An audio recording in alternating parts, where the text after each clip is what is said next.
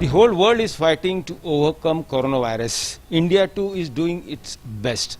Now what do the people who are concerned about this coronavirus and its spread have to say? With us we have Rajiv Bajaj, the MD of Bajaj Auto. Let's talk to him. Yeah, Rajiv, what would you like to say? You have some kind of suggestions that homeopath can be a solution. What is that and why do you say so? Well, Pankaj, my contention is that fundamentally there are only two things which can stop this virus. A, we have to all die, which is not the preferred solution. And the second is that we have to develop a herd immunity to the virus. How can we develop herd immunity?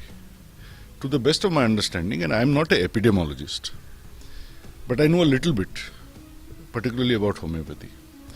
Herd immunity can be developed by two ways broadly. Either by medicinal disease, in other words, you give a medicine to the patient which itself will cause the disease. In allopathy, this is called vaccination. But in homeopathy also there is a solution for this.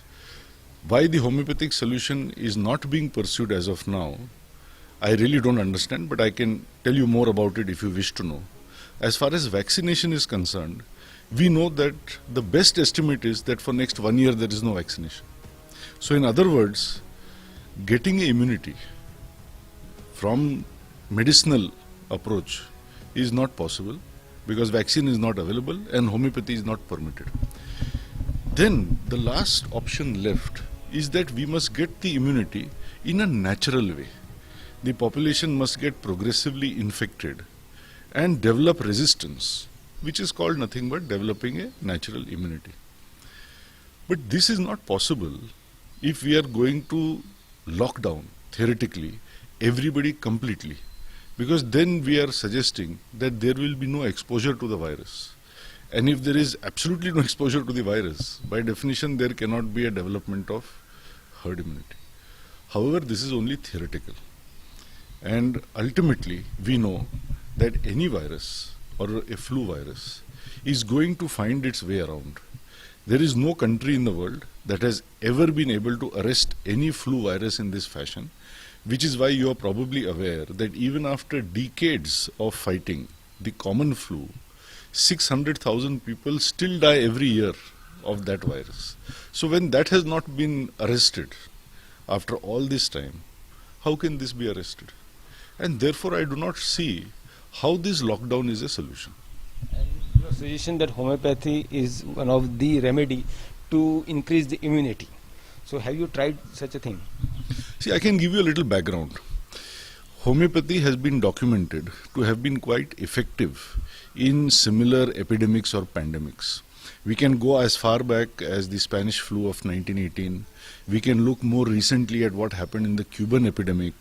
In both these cases, the doctors or the homeopaths who were treating with homeoprophylaxis, as it is called, which means using homeopathic remedy as a prophylactic, as a genus epidemicus, they lost a fraction of the patients that the allopaths lost using allopathy.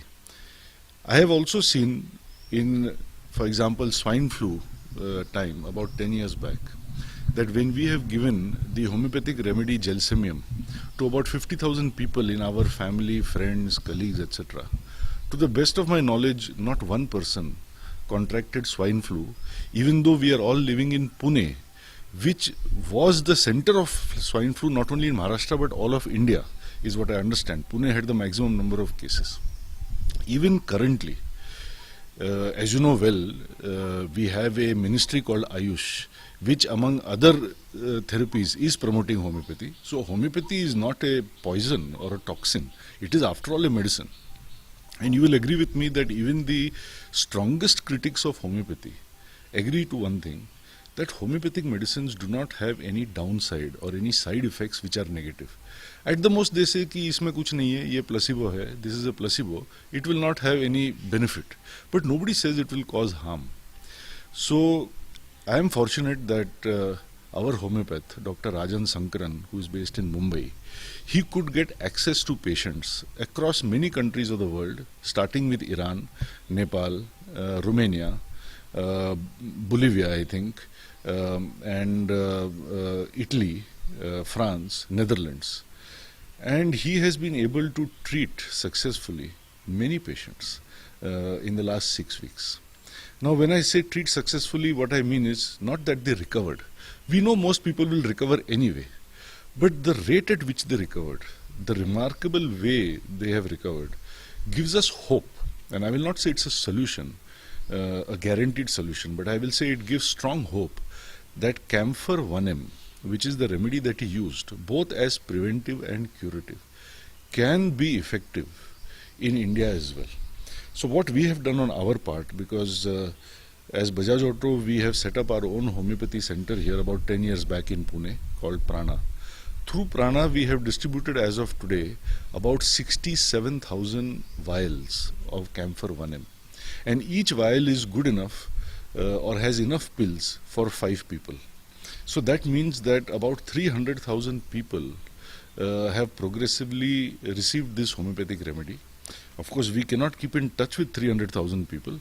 But to best of our knowledge as of today, nobody has come back to us saying that after taking this remedy, I have now developed symptoms. So we are feeling a little hopeful that this is effective. We have all taken it. I have taken it. We have given it to our family, friends, colleagues, etc. And we have received the requests from everywhere.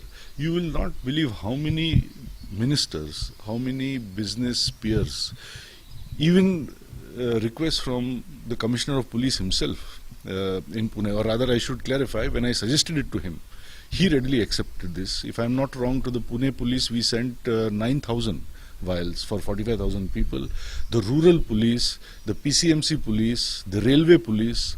So effectively what is happening is that over 300,000 people in Pune have gratefully taken Camphor 1M in the hope that it will protect them.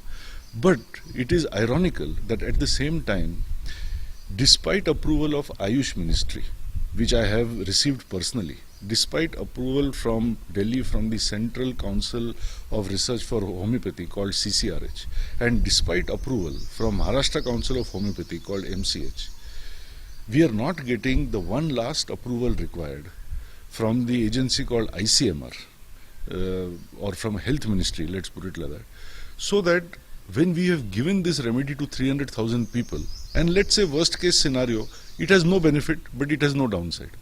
Why are we not getting approval to give it to at least 30, 40, 50 infected people whom we cannot access because they are in government hospital, as you know, they are quarantined. So without the permission of ICMR, we cannot access these patients. We cannot conduct what is called a double-blind random trial, where half the people are given the homeopathy, half are given nothing, they are given placebo. And if the first half recovers remarkably better than the second, then we have a scientific basis to say this works and let's go ahead with it. You will be surprised to know yesterday I received news from Dr. Rajan Sankaran that another similar interview I had done on this subject, and my interest is only to create awareness, otherwise my job is to make motorcycles.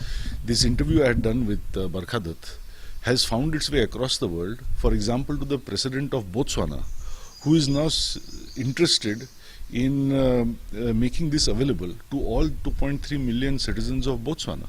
Similarly, I have heard today that the Austrian Chancellor, Mr. Kurz, may be looking at homeopathy as a possible solution to be included. Nobody is saying you exclude allopathy or exclude hygiene or sanitation or masks or anything. We are not saying that at all. But why not also include something else which has a very good chance of success? And that is what the Austrian Chancellor is going to do. So what I see is that on the one hand, you have countries in Europe who, despite having smaller population, good medical infrastructure and reasonably better social security, they are looking at these solutions. But in our country, where our population is so large, medical infrastructure is relatively poor across the country, and social security is next to nothing, we are not willing to look at putting a few pills in a person's mouth. We would rather lock down for weeks on end, eventually letting many people lose jobs, lose salaries, and probably starve to death. This balance of such an extreme lockdown I am not able to understand. Lockdown for such a long time or extending the lockdown, you are against it. I am against extending the lockdown, which is such an extreme lockdown. See, there is a lockdown all over the world. And I personally first want to suggest we should not be looking at Europe, UK, US. Because whether it is in terms of our inherent immunity, whether it is temperature, whether it is the demography of our young population, and even in terms of these factors we talked about like healthcare or social security, we are much more like Thailand, Malaysia, Indonesia, Philippines, Cambodia, etc. We are an Asian country. We are not a European country. Now let us look at the incidence of this problem, whether infection or death in ASEAN country. Is it like it is in Italy, Spain, UK? It is not.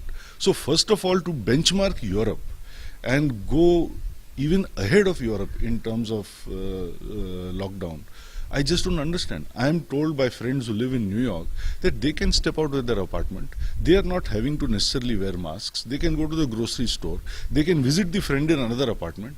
Here, if my friends get down from the apartment, the police is coming after them with canes. I don't see the logic at all for this kind of lockdown. So I am all for advising the vulnerable people, which means the elderly people or those who have any other immunocompromised comorbidities, that you please still stay at home. I am all for ensuring hygiene, sanitation, personal protection, etc. I am all for saying that in any public space, if it is school, if it is office, if it is theatre, it is mall, please take precautions, keep a distance. We don't want people at a very close proximity to each other. We have to go at 50% capacity. Whoever can work from home, work from home. That is all absolutely fine. But beyond that, I feel, average age of India is only 28 years. Most of these people, 98% of these people are not going to get anything more than at worst a mild infection. Most will be asymptomatic. That is becoming very clear. Almost nobody under the age of 50 or so is going to die unless they have some pre-existing condition. My contention is all these people should go back to work, should be permitted to go back to work so that we can keep the wheels of the economy moving forward. This to me would be the right balance going forward. And if instead of this we are simply going to extend the lockdown any further, as has been for the last 2.5 weeks, that I am not convinced about at all. I can't say I am against it because I have no locus standi to be against it, but I am certainly not convinced about it.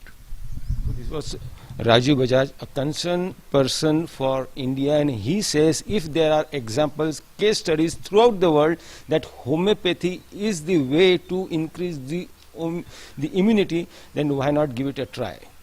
With Cameron Gopal Harne, this is Pankaj Khelkar in Pune for India Today.